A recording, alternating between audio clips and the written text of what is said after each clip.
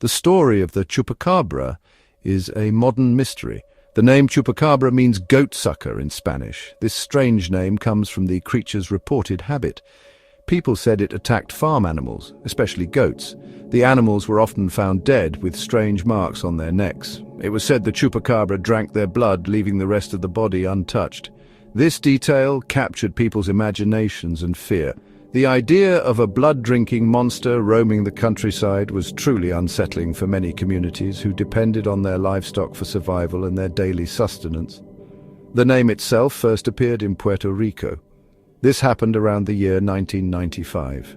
Before then, no one had heard of a chupacabra. Suddenly, news reports started talking about mysterious animal deaths. Farmers were worried and confused. They found their goats, chickens, and other small animals dead in strange ways. These were not ordinary attacks by known predators like wild dogs or big cats. The pattern seemed new and much more sinister, leading to widespread speculation. People began to whisper about a new kind of monster, something they had never encountered before, lurking in the shadows. The initial reports from Puerto Rico described a creature unlike any known animal. It was said to be a terrifying beast. These stories spread quickly, first across the island, then to other countries. The media played a big part in this. Newspapers and television programs loved the chupacabra story. It was exciting and scary. Soon, people in Mexico, the United States, and even further away started reporting similar animal attacks. They also started reporting sightings of a creature they called the chupacabra, adopting the name that had originated in the Caribbean. This rapid spread of the legend is quite interesting to study. It shows how stories can travel and change in the modern world. The chupacabra became a kind of global phenomenon in a very short time. It was a new monster for a new age, fueled by media attention and the internet. The fear it generated was real for many people, especially in rural areas. They felt their animals and perhaps even their families were at risk from this unknown predator. The mystery surrounding its origins and abilities only added to its fearsome reputation, making it a topic of countless conversations. When people first started talking about the chupacabra in Puerto Rico, they described a very specific kind of creature. One of the earliest and most famous eyewitnesses was a woman named Madeline Tolentino. She said the creature stood on two legs, like a person. It was said to be about 3 to 4 feet tall. It had large glowing red eyes that were quite frightening. Perhaps its most distinctive feature was a row of sharp spikes running down its back from its head to its tail. Some also said it had greyish-green scaly skin and long claws, making it look somewhat reptilian or even alien-like. However, as the chupacabra legend spread, another description started to become more common. This second type of chupacabra looked very different. It was usually described as a strange-looking dog or wolf. These creatures were mostly hairless with leathery greyish skin. They had a pronounced backbone, sharp fangs and long claws. They ran on 4 legs, unlike the bipedal creature from Puerto Rico. This canine-like chupacabra became the dominant image in many parts of the United States, particularly in Texas. The contrast between these two primary descriptions is a fascinating aspect of the legend's evolution.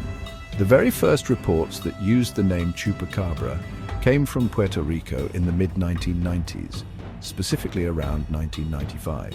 This is when the island experienced a wave of unexplained animal deaths. Farmers were alarmed by the state of their livestock, particularly goats, which were found drained of blood. It was during this period that the popular image of the spiky-backed bipedal chupacabra gained traction. These initial accounts were dramatic and often sensationalized by the local media, which helped to cement the creature in the public consciousness almost overnight, creating a sense of immediate local terror. From Puerto Rico, the stories began to travel. Soon people in other Latin American countries such as Mexico, Chile and Brazil reported seeing the chupacabra. Then sightings started in the southern United States, especially in Texas and New Mexico. Interestingly, the descriptions often matched the local ideas of scary creatures, or sometimes changed to fit the new canine-like form. This shift in appearance suggests that the legend was adapting to new environments and perhaps merging with existing local folklore or fears about unknown animals in those particular regions, showing its flexibility as a modern myth. One of the main questions people ask is, what is the chupacabra? Many investigators and scientists have looked into the chupacabra mystery. A common explanation for many sightings, especially the canine type, is misidentification. This means people see a normal animal but think it is something else. Often these animals are suffering from diseases. For example, a coyote or a dog with a bad case of mange can look very strange. Mange is a skin disease that makes animals lose their fur, and their skin can become thick and grey, fitting some chupacabra descriptions. The canine chupacabra reports, particularly from Texas, have often been resolved in this way. Carcasses of supposed chupacabras have been found and sent for DNA testing. In almost every case, these animals turned out to be coyotes, dogs or raccoons. The severe mange made them look unusual and quite frightening. They would appear gaunt, with exposed skin and an almost skeletal look, which can be startling. These sick animals might also be weaker and therefore more likely to attack easy prey like chickens or goats, rather than their usual wild game, explaining the attacks on farm animals. For the original Puerto Rican chupacabra, the one with spikes and red eyes, the explanations are different. Some people believed it was an alien pet left behind, or perhaps some kind of secret government experiment that had escaped. These theories were popular because the creature seemed so unnatural. The idea of an alien connection was particularly strong in the early days, partly influenced by science fiction films and UFO stories that were popular at the time. The lack of any physical evidence, like a body or clear photographs of this type, makes these claims very difficult to investigate properly. It's also important to consider the influence of popular culture. The first detailed description of the Puerto Rican chupacabra by Madeline Tolentino bore a striking resemblance to the alien creature Syl from the 1995 film Species. She had seen the film shortly before her sighting. This suggests that sometimes what people think they see can be influenced by images they have already encountered in films, books, or on television. The mind can play tricks, especially when faced with something frightening or unexplained, and it might fill in the blanks with familiar, scary images from media.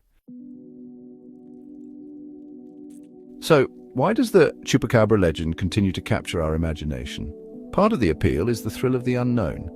People are often fascinated by monsters and mysterious creatures. Stories about things that go bump in the night can be exciting, even if they are a bit scary. The chupacabra is a relatively new monster, not an ancient legend from centuries ago. This makes it feel more immediate and perhaps even more believable to some. It is a mystery that feels like it could still be solved, or that the creature could still be out there, lurking just beyond the reach of definitive proof. The chupacabra has firmly established itself as a modern cryptid. A cryptid is an animal whose existence is unproven, like Bigfoot or the Loch Ness Monster. These creatures exist in the space between fact and fiction. For believers, the chupacabra is a real animal waiting to be discovered by science. For skeptics, it is an interesting example of modern folklore. Regardless of one's belief, the stories themselves are compelling narratives that tap into primal fears of the unknown predator and the unexplained, which is a common theme in folklore across many different cultures around the world. These stories can also reflect local anxieties.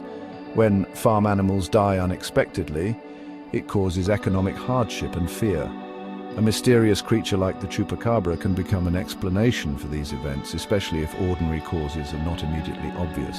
It can be easier to blame a monster than to face complicated or mundane explanations, like packs of feral dogs, unusual diseases, or even human thieves.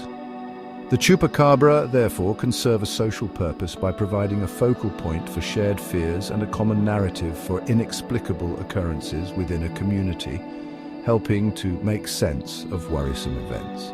In conclusion, the chupacabra is a fascinating example of how legends are born and how they evolve. Whether it is a real creature, a case of mistaken identity, or purely a product of imagination and folklore, its story continues to intrigue people. It has become a recognizable figure in popular culture, appearing in books, films, and television shows.